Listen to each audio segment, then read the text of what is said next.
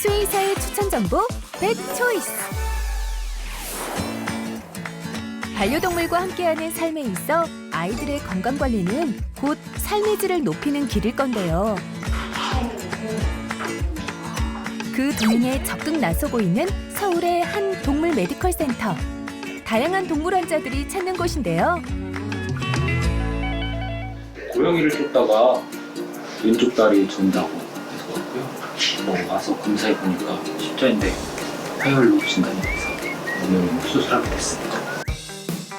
반려견에게 십자인대 파열은 가장 흔한 정형외과 질환 중 하나. 반려견이 뛰다가 갑자기 멈추거나 방향을 전환하는 등의 과정에서 인대가 버티지 못하고 손상이 가게 되는 것인데요. 사실 소형견들 5kg 미만 강아지들은 수술 안 해도 어느 정도 이제 걷기까지는 대여 재활 치료나 안방 치료 이런 거를 통해 가지고 관절염 비유되고 관절 주사도 놓고 이렇게 대증 치료하다 보면은 어느 정도 걷기는 되는데 완전하게 이제 잘 걷기는 힘들죠. 수술을 하지 않고서는. 체중이 많이 나가는 애들은 얘는 십자인대 단열됐을 때 수술 안 하고는 못 걷습니다. 관절의 안정성을 유지할 수 있도록 정강이 뼈를 잡아주는 십자인대는 전방 십자인대와 후방 십자인대로 구성되어 있는데 반려견 특성상 사족 보행을 해서 전방 십자인대 파열이 자주 발생해 보행 이상이 생기게 되는 거죠. 일단 TPA라고 해서 이제 경골 가압을 재는데 하루 같은 경우에는 32도였어요. 십자인대가 파열됐을 경우 수의사의 촉진과 엑스레이 촬영을 통해 진단하게 되는데 초기에 치료하지 않으면 수술하더라도 회복이 더디다는데요. 대부분 외과적 수술을 통해 치료가 이루어지는 십자인대 파열은 반려견의 나이와 체중, 관절 모양 등에 따라 권장하는 수술법이 다른데 해당 반려견과 같이 대형견의 경우 정강이뼈 각도를 변화해 십자인대 없이도 보행할 수 있는 교정술이 진행됩니다. 목표는 항상 5도입니다. 5도가 목표고 5도가 되면은 가장 이상적이긴 하지만 보통 0도에서 13도까지는 크게 이상이 없다고 알려져 있습니다. 파열된 십자인대를 확인하고 제거한 뒤 투시 장치를 이용해 수술 상태를 확인하면서 이루어지는 정교한 수술. 그렇죠. 5도에 맞춰야 되니까 아무래도 1mm만 틀어줘도 각도는 확 틀어줄 수 있기 때문에 밀리 단위로 맞춰서 해야죠. 경골 각도를 맞춰주기 위해 원형 형태로 뼈를 절단 후 고정하게 되는데 경골이 앞쪽으로 휘어지지 않고 슬개골 위치가 변화되지 않게 만들어주는 난이도가 높은 수술이기에 반려견의 검사 결과에 따라 면밀하고 체계적인 계획을 세운 뒤 안전하게 수술이 진행되어야 하는데요. 따라서 전문적인 검사와 진단을 할 수 있는 동물병원을 찾는 것이 중요하겠죠. 특히 십자인대 파열의 경우 수술 후 회복을 위해 재활치료 또한 중요한데요. 여기에 반려견의 생활환경 또한 다리에 부담이 가지 않도록 신경 써야 하는데 바닥에 미끄럼 방지 패드 등을 설치하고 15분이 넘지 않은 가벼운 산책부터 반려견의 상태에 따라 운동량을 조금씩 늘려주는 것이 좋겠습니다. 이때 과도한 점프 등의 과격한 움직임은 주의해주세요. 얘는 잘 걸을 것 같아요. 나이도 그렇게 많지 않은 강아지고 수술도 잘 돼 있고 잘 걷지 않을까 싶습니다. 그렇다면 십자인대 파열에 따른 반려견 증상은 어떻게 될까요? 십자인대 단열은 보통 이제 수년된 정형외과의가 만져봐서 진단을 하는 거고요. 일단 다리를 절밀기 시작한다 나이 든 애가 갑자기 다리를 잘 쓰다가 다리를 들고 다닌다. 그러면은 거의 대부분이 십자인대 단열이에요. 빨리 병원에 오시는 게 좋습니다. 말 못하는 동물이기에 반려견의 건강관리, 보호자의 세심한 관찰이 필요한 이유겠죠. 한편 진료실에서는 반려견 눈검사가 진행 중인데 눈이 조금 이렇게 있는데 안약을 주시면 어떻게 됐어요? 눈은 사람에게나 반려견에게나 매우 중요한 장기로 여러 구조물로 이루어진 만큼 이상 부위에 따라 다양한 증상이 나타나게 된다는데요. 정확한 진단을 위해 현미경 검사가 진행되고 우리 반려견의 상태는 어떤가요? 양쪽이 다 시력 없는 상태고 또 갑상선, 저하증, 그다음에 당뇨병, 쿠싱 여러 가지 호르몬 질병을 안고 있어가지고요.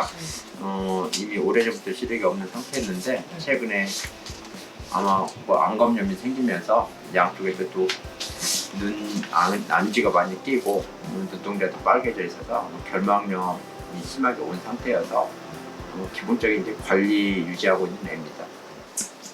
눈곱이 엄청 심해요. 눈 수업 좀 해주고요. 안약은 그래요 2번. 그다음에 항생제 투마신 2번 이렇게만 나갈게요. 보좌분이 굉장히 강아지 사랑하시는 분이고 현재 7마리나 집에서 키우시는 분인데 굉장히 관리는 잘 해주시는데 제가 너무 약하고 오랫동안 지병을 갖고 있는 애여서 백내장 오고 또 시력도 저렇게 문제가 됐었고요. 보좌님 최대한 관리하시는 것 같은데도 아마 눈동자가 이렇게 작아져 있어요. 병적으로. 그래서 이제 안검이 자꾸 각막을 자극하는 증상이 있기 때문에 꾸준히 관리 조금만 소홀해지면 저런 식의 문제가 발생을 합니다. 반려견 백내장은 유전적 요인으로 특정 품종에서 잘 나타납니다. 이외에 당뇨병이나 다른 안과 질환에 의해서도 발생할 수 있는데요. 무엇보다 백내장은 특별한 예방법이 없어 평소 눈 건강 체크는 필수랍니다. 얘가 나이가 많고 아픈 데가 많아서 이렇게 막 미용을 못 시키세요. 눈 분비물이 털과 엉킨 채로 단단히 굳은 걸 억지로 제거하려고 하면 오히려 상처가 날 수 있어 주의해야 하는데요. 노랗거나 녹색의 눈곱, 그리고 끈적끈적하게 점성이 있는 눈곱은 염증을 의심해 볼 필요가 있어 동물병원을 내원하는 것이 좋습니다. 저 보좌분이 강아지를 너무 사랑하셔서 지금 아마 전에도 하나를 질병으로 보낸 적이 있는데 마지막까지 이렇게 하시는 게 있으세요. 저희도 이제 마지막까지 최선을 다하려고 하고 있고 그러니까 제가 굉장히 힘든데도 잘 견디고 지금까지 따라오는 것 같아요. 반려견 눈물도 주의 깊게 살펴보는 것이 중요한데요. 자칫 무관심하게 지나치면 눈 건강을 해칠 수 있다는데 그 이유는 뭘까요? 바로 슬퍼서 눈물을 흘리는 감정적 요인이 아닌 병적 요인이 크기 때문인데요. 코 눈물관이 막혀 눈물이 흘러넘치는 경우, 눈에 염증이 있는 경우, 그리고 털이나 속눈썹이 눈을 계속 찔러 자극을 주는 경우인데 해당 반려견의 경우 비정상적 부위에서 속눈썹이 자라나 눈을 찌르고 있는 상태로 단순히 눈물 자국으로 여겨서는 안 될 일이었죠. 그렇다면 어떻게 치료가 되는 걸까요? 천모라고 해서 눈에 눈썹이 지금 비정상적으로 자라가지고요. 그걸 제거 수술하고 안검염이 심하게 와서 백하고 천모 질환은 속눈썹이 비정상 부위에 자라거나 정상 부위에 자란 속눈썹이 안구 쪽으로 말려 있는 상태를 말하는데요. 이 속눈썹 부위와 눈꺼풀 피부에 세균성 감염 등으로 염증이 생기는 안검염 역시 반려견의 흔한 안과 질환 중 하나랍니다. 각막에 자꾸 상처를 내서 제거를 해줘야 되는데 그냥 뽑으면 또 자라고 그럴 거잖아요. 그래서 그것을 저기 고비로 제거를 할 거예요. 천모 질환은 방치하면 통증을 유발할 뿐만 아니라 후문하게 천모 제거. 각막 손상으로 이어져 더 큰 수술이 필요할 수 있는데요. 이때 각막이 받는 자극을 완화하기 위해 윤활작용을 하는 안약과 연고 치료가 가능하지만 약물적 치료는 잠시 증상만 개선할 뿐 잘못 자란 속눈썹을 뿌리까지 뽑아내는 수술적 치료가 이루어지는 것이 천모 질환을 개선하는 데 바람직하다고요. 오 이거 봐. 길다. 엄청 보이지? 네. 와 이렇게 길게 있는 거 봤어요? 움직임 제한을 위해 전신 마취가 필수로 마취가 깬 후에는 바로 퇴원을 할 수 있고 천모 제거하고 이제 재발이 없습니다. 그 얘기는 못 하겠어요. 너무 감춰있는 천모들이 많네. 수술 후에는 정기적인 안과 검진은 필수. 현미경으로 검사했을 때보다 실제로 수술하고 들어와서 보니까 더 많았어요. 아예 모낭 자체를 제거한 거예요. 네, 모낭까지 제거하니까 이제 그다음에 안검 라인을 전체적으로 손상을 덜 주면서 해야 돼서 그래서 좀 예민하게 수술을 하고 있어요. 반려견의 눈 건강, 보호자가 관심을 가져야 더 큰 병을 막을 수 있는데요.